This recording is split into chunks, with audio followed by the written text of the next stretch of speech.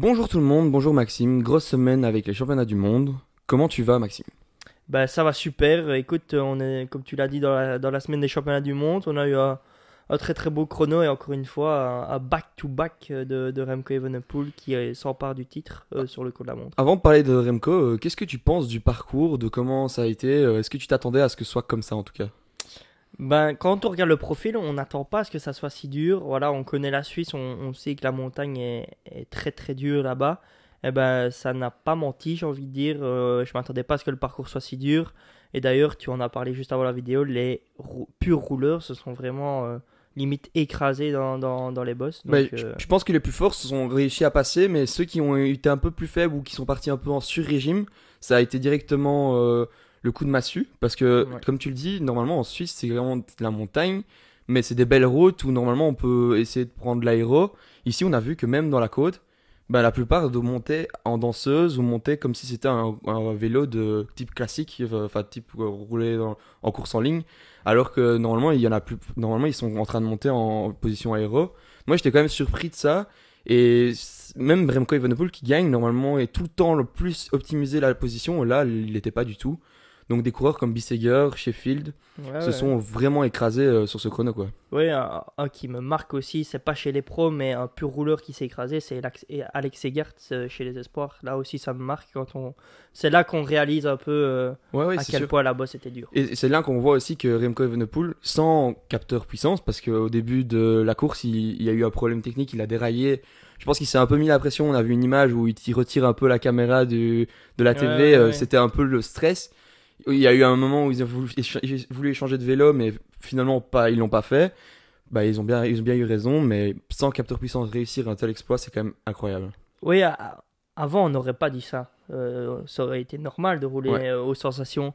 Mais maintenant, quand on voit qu'ils sont entraînés que par ça, tout était calculé pour Remco, ben ça rajoute un plus à sa performance qui, encore une fois, et exceptionnel. est exceptionnelle. Mais surtout qu'on a vu que Ghana a été, enfin, a été un peu aidé en tout cas par le fait que Roglic fasse une contre-performance, j'ai envie de dire. Ouais, ouais. Après contre-performance, il fait quand même 12e, je pense, Ouais, 13e. il fait 12e. Ouais. Donc c'est une contre-performance, mais c'est que les autres étaient quand même au-dessus du lot pour pouvoir rattraper Roglic.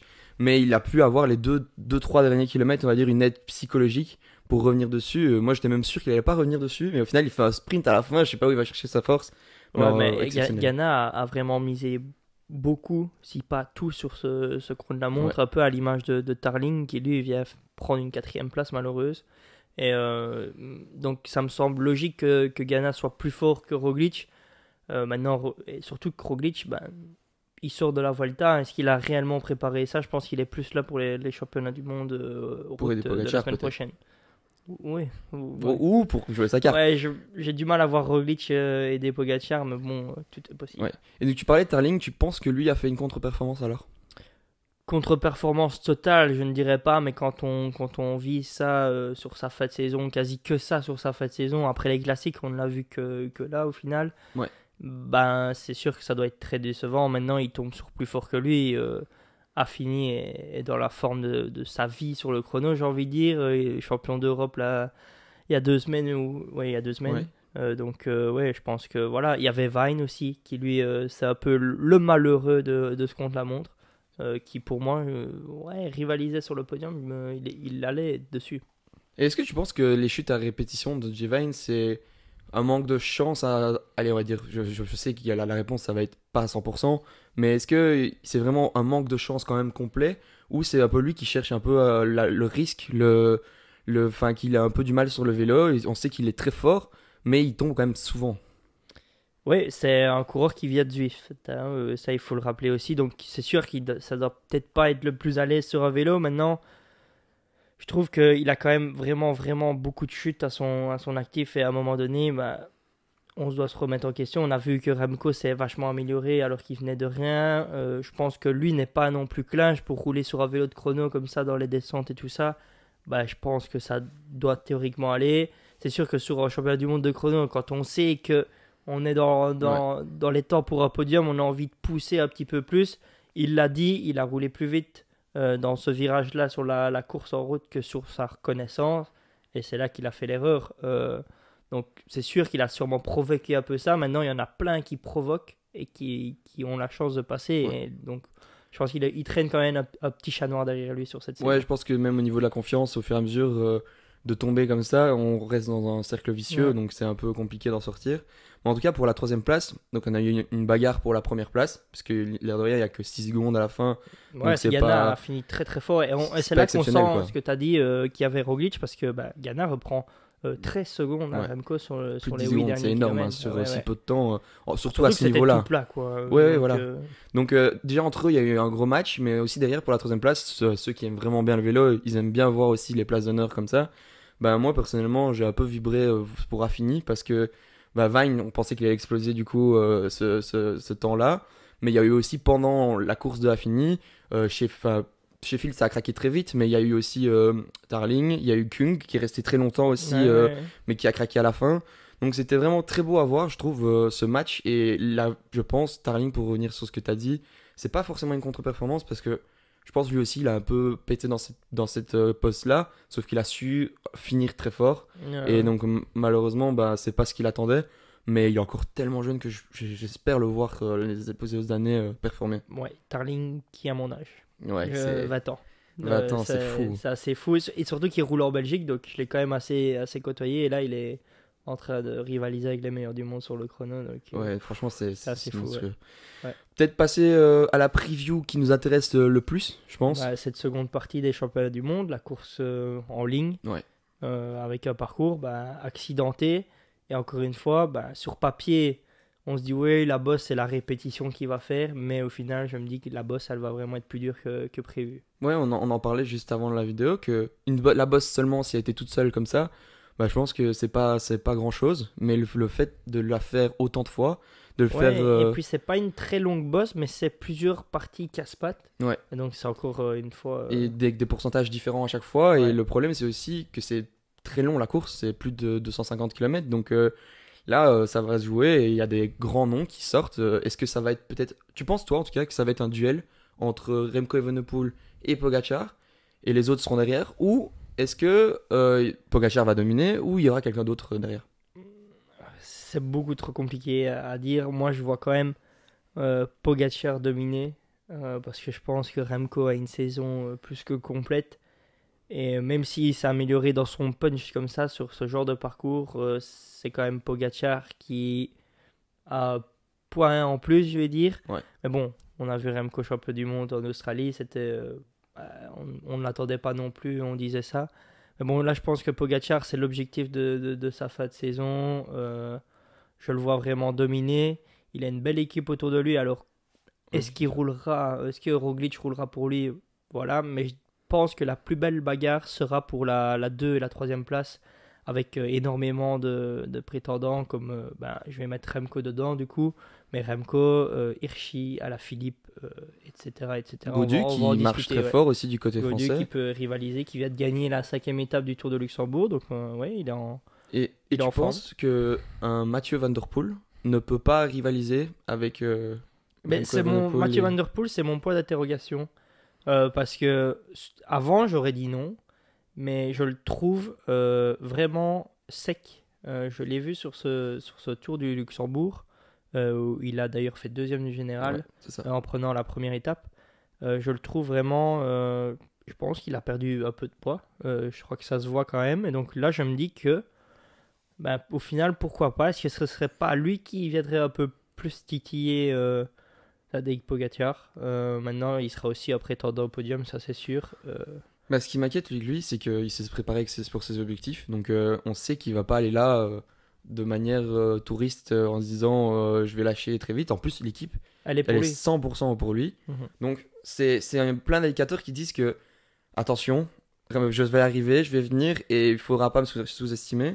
En plus, on risque d'avoir un marquage de certains autres coureurs comme Remco Ouais, Evenepoel, maintenant- Pogacar. C'est sûr que Mathieu Van Der Poel qui sort, mais ce sera plus lui le grand favori. Ouais, Donc ça, c'est sûr, ouais. par rapport à un Paris-Roubaix ou à un autre championnat du monde où il pourrait être plus le favori numéro 1, ici, là, moi, en tout cas, je suis coureur. Si je dois choisir une roue entre Van Der Poel et Pogacar, je prends Pogacar. J'essaye en tout cas. J'essaye de la suivre. Et pour moi, personnellement, ce sera lui le favori numéro un, voire je pense le champion du monde à la fin de la course. Van der Poel. Non, Pogacar. Ah oui. Parce que il est trop dessus et il est en train de se préparer cet objectif-là depuis trop longtemps. Donc, on va dire c'est plein de marqueurs qui vont faire que pour moi, il va être leader et il va gagner cette course. Mais il y a d'autres coureurs qui vont peut-être. Tu dis parler de Remco Evenepoel, mais Marc Hirschi, pour moi, c'est un coureur qui ne fait que gagner ces derniers temps. C'est chez lui.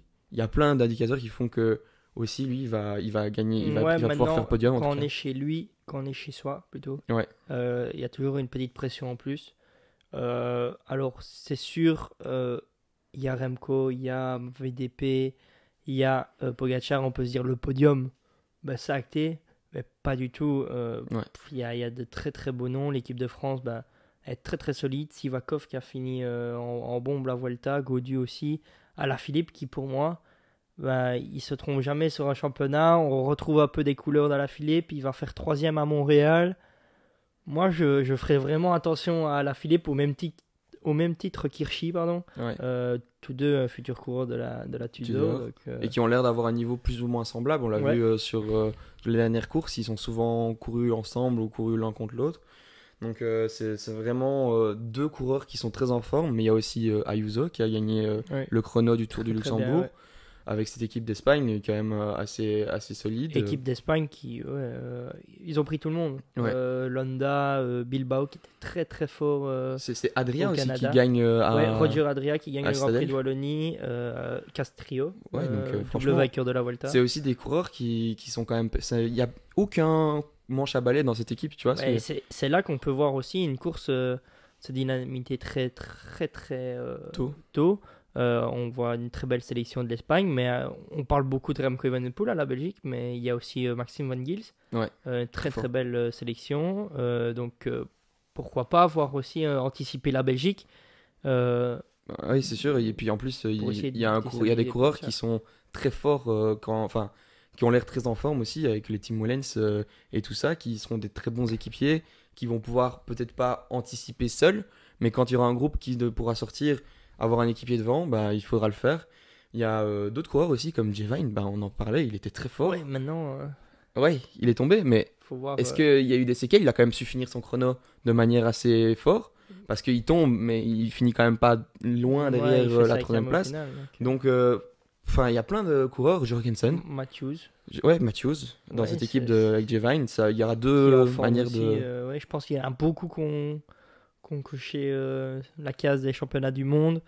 Et ben, on sait toujours, un championnat du monde, c'est pas toujours le plus fort qui gagne. Il y a des hommes de championnat, comme on les appelle. Ouais. Donc, ouais, la course, ça va être indécise Et du début à la fin. Ce qui est vraiment bien aussi, c'est que dans ces championnats, vu le parcours, on sait pas si ça va être un grimpeur, un puncher grimpeur, Puncher, ouais. un puncher flandrien. Parce que par exemple, le Danemark, ils arrivent avec Pedersen, mais aussi Skelmos. C'est vrai que Skelmos est tombé il y a pas longtemps, mais c'est quand même deux approches différentes, deux coureurs complètement différents. Non, Pedersen, il semble très très fort. On l'a vu très très fort au Luxembourg. Il prend aussi une victoire. Mais bon, je C'est vois quand même. vachement dur. Ouais, si on attend une course de mouvement, je vois vraiment maintenant il est capable de s'accrocher et au final, bah, ça se regroupe à la fin. Il reste 25 mecs qui se regroupent dans un peloton derrière Pogacar par exemple. Il va chercher la deuxième place facilement. Ouais, non, c'est Voilà, sûr. ça reste un pion. C'est sûr que dans un certain type de course, un certain scénario, on peut le cocher pour outsider. Il faudrait vraiment que ce soit très attentif, je pense, et que parce que c'est quand même vachement dur. Ouais, Autant Mathieu Van Der Poel, on peut s'interroger, se dire c'est possible. Il est un peu plus fort quand ça monte. ouais. Mais Pedersen, c'est un peu lourd encore quand même. Il y a, c'est peut-être un peu exagéré de le citer, mais moi je voulais le citer parce que c'est un coureur qui vient de faire deuxième à une étape du Luxembourg.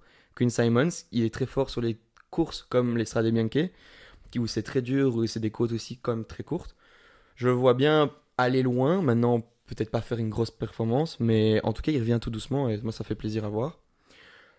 Si on peut parler d'un coureur aussi qui a pas trop performé sur le chrono, c'est Almeida. Lui, Ouais. qu'est-ce que tu en penses d'Almeida? Est-ce qu'il est possible d'aller loin dans cette course? Bah, il est sorti de la Vuelta malade. Là, il fait 24e du chrono à plus de 3 minutes 30.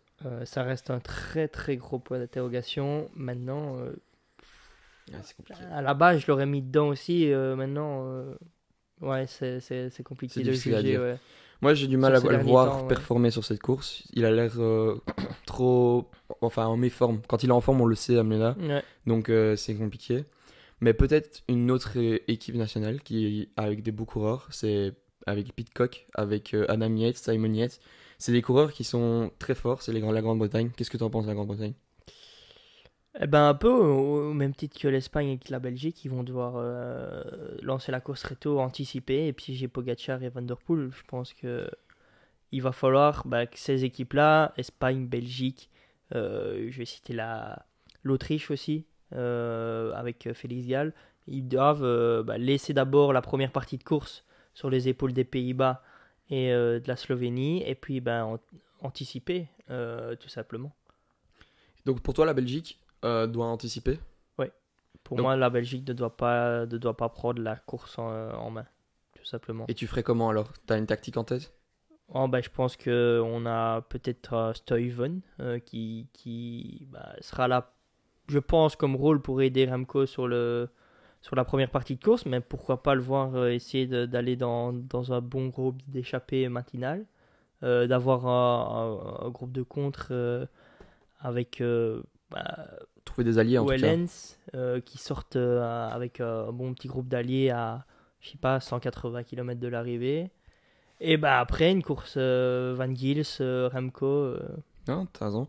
Moi, je suis tout à fait d'accord avec toi. La France doit anticiper, l'Espagne doit anticiper, la Grande-Bretagne aussi. En fait, tout le monde, sauf Ouais. la Slovénie et les Pays-Bas. Les Pays-Bas, oui, c'est parce que ça va être compliqué d'anticiper, je veux dire, dans le sens avec Mathieu Van Der Poel. Et les autres coureurs me semblent quand même vachement limités que pour faire quelque chose. Mais bon, je pense que vers 150 km, il faut commencer à tenter des choses pour la Belgique et trouver, comme tu le dis, des alliés parce que Pidcock, c'est vrai que c'est un très bon coureur. Dis-moi si je me trompe, est-ce que comme Penart c'est au départ pour Ouais. la Belgique? Voilà, ça c'est vraiment le type de coureur que je vois sortir à 150 bornes de l'arrivée. Ouais, donc ça, c'est des coureurs qui pourront aider et qui pourront faire vraiment beaucoup de choses. Il y a aussi, quand Remco Evenepoel avait été champion du monde, il avait eu le soutien de Quinten Hermans, c'est ça? Ouais. C'est Quinten Hermans, mais je pense Euh, qu'il est là. Donc, Ouais. et donc il va être aussi un coureur qui peut anticiper. Maintenant là, ça ressemble quand même vachement dur. Mais on sait que ça avait été un point très important pour ce sacre de champion du monde quand Remco l'a été. Donc il faut faire la même chose. Il Maintenant, faut vraiment faire la même chose. Quand il a été champion du monde, c'était Van Aert qui était leader et Ouais. lui qui était un peu second couteau. Et du coup, là, Sans si on Van Aert. retourne la situation, c'est Remco qui est leader et second couteau, c'est Van Gils. Mhm. Donc, Van Pas Gils, je d'interrogation. pense qu'il ne doit pas douter de ses capacités. Et on sait qu'il est très fort. On l'a vu qu'il a pu suivre la plupart des coureurs qui ont attaqué. Il n'a jamais pu péter d'une roue actuellement. Il ne doit pas avoir peur d'essayer. Peut-être pas suivre. pas super tôt, je pense. Non, Van pas- Gils, justement, plus, c'est ça. Et je pense qu'il doit anticiper comme il l'a fait au Strade Bianche. Je sais pas si tu te souviens, la course de Strade Bianche, Pogacar est sorti très tôt. Et lui, il a essayé d'anticiper très longtemps. Il s'est trouvé tout seul, mais il a trouvé un allié qui était Skuins, Ouais. il a pu faire toute la course comme ça. Et au final, il fait une très belle place à la fin. Donc, je pense qu'il faut courir de la même manière avec une équipe, par contre, qui est beaucoup plus forte, je pense, autour de lui et qui va devoir peut-être à un moment donné se sacrifier. Si dans les 30 km, il a encore Remco Ouais. Evenepoel, il faudra se sacrifier. Mais en tout cas, moi, ça me vend du rêve cette course, sans oreillette en plus, qu'on a l'habitude. C'est aussi ça la difficulté. Donc, l'équipe belge, personnellement, que je vais soutenir, mais aussi l'équipe française que vous allez soutenir, c'est des courses qu'on aime voir et on est vraiment supporter de notre pays, quoi. Un coureur qu'on n'a pas cité et qui, au final, se retrouve avec de bons équipiers pour l'encadrer, je trouve, et qui, après, pourrait, au même titre que Pedersen, venir régler un petit groupe à la fin, avec Girmay. Ah ouais. Je trouve qu'il est pas si en méforme que ça, et je le vois même très bien. Mhm. Et donc je me dis, pourquoi pas? Est-ce qu'il peut même mieux passer les bosses que Pedersen? Je pense que c'est possible dans un bon jour, mais il faudra vraiment qu'il soit dans un bon jour. Et en Ouais. plus, lui, ce qui est bien, c'est que il a pas trop l'étiquette, je trouve. Genre, c'est un Ouais, coureur que, on l'attend pas oui, trop. quand il est là, c'est pas comme si c'était Arnaud Delis qui était dans le groupe, où Ouais. on se dit, oh, il est plus vite au sprint que moi. Quand on est avec Guirmin, on se dit, il est rapide, il est très rapide, mais bon, est-ce que il y a pas moyen que je puisse l'attaquer plus tard, ou est-ce que je puisse y aller tout seul? il y a plein de facteurs ça donne l'impression qu'il est moins favori que les autres coureurs, en tout cas. Ouais, mais on va continuer avec les noms. J'ai l'impression que tout le monde peut être champion Ouais, du monde, mais c'est ça. Narvaez, Ouais. Carapace, Ouais. qui ne participe pas pour des raisons familiales, mais c'est aussi une belle sélection, Ah, c'est sûr. l'Équateur. C'est un coureur c'est le seul qui a battu Pogacar cette Cette année, saison, hein, ouais. donc faut pas l'oublier. Je sais pas si quand t'as cité l'Espagne, t'as cité Bilbao? Ouais. Ah, parce Ouais, que Bilbao lui, qui il est était vraiment très en au forme. Canada, ouais. Donc c'est un coureur peut-être qui, pour moi, est dans les plus forts du côté Et on espagnol. le sait Donc, qu'il va quand même assez vite, moi je trouve, Bilbao. Donc, dans son type de coureur, je pense qu'il n'y en a pas beaucoup qui peuvent le battre au sprint. Donc Ouais. si ça arrive à 3-4, ça sera un gros coureur à suivre. Sinon, il y a enfin, je sais pas si tu as un autre coureur à citer. non, bah écoute, j'ai un peu du mal à penser à tout le monde là pour être honnête, tellement il y a des gens. Ouais, bah, c'est ça, c'est difficile de citer un nom en particulier. Ouais. Enfin, s'il y en a un qui est au-dessus des autres, il y a Remco Evenepoel qui est juste en dessous, et puis tout le reste qui est plutôt au même Ouais, il y niveau. avait des P. Ouais, mais c'est trop difficile de savoir si c'est vraiment le type de profil pour lui ou pas. Moi, je Je suis trouve ça certain qu'il compliqué. sera là, mais.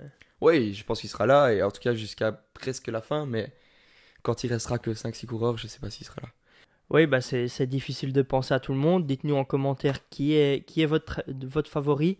De mon côté, moi je pense vraiment que ça va être Pogacar.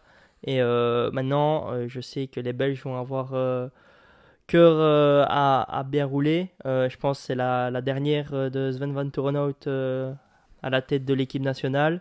Euh, Bien remplacé. Je pense que Philippe Gilbert va venir le remplacer en beauté. Ouais, Euh, c'est clairement sûr, je pense que ce sera lui, moi. ouais, Il a. Ben, c'est un coureur qui va pouvoir. Enfin, un ancien coureur, pardon. ouais. Un directeur sportif, du coup, qui sera. Qui va pouvoir aider l'équipe avec du côté wallon des bons coureurs comme Arnaud Delis plus tard.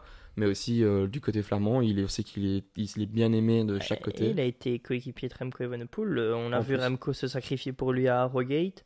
Ouais, Et puis même, enfin, un mec avec autant de palmarès, encore actuellement vivant et capable de faire ce genre de boulot, je pense pas qu'il y en a beaucoup avec meilleur palmarès que lui. ouais, bah, je pense qu'il y avait, une bonne discussion avec Van Avermaet. Moi, j'aurais bien, voilà, que ça soit des deux. Je pense que ce sera plus Gilbert au final. Voilà. Mais parce que tu penses pas que Greg Van Avermaet, ce serait un problème du fait qu'il ait roulé avec quand même pas mal de coureurs encore, il a fini une carrière ici il y a pas longtemps Ouais, et ce serait pas Gilbert trop aussi. objectif. Ouais, mais Gilbert, c'était déjà enfin, un an, Bah, 2 ans avant, tu vois. ouais, mais il a quand même roulé avec Van Gils. Tu regardes la sélection là maintenant, il a roulé avec tout le monde. Mhm, Donc, c'est vrai. T'as raison, c'est quand même difficile.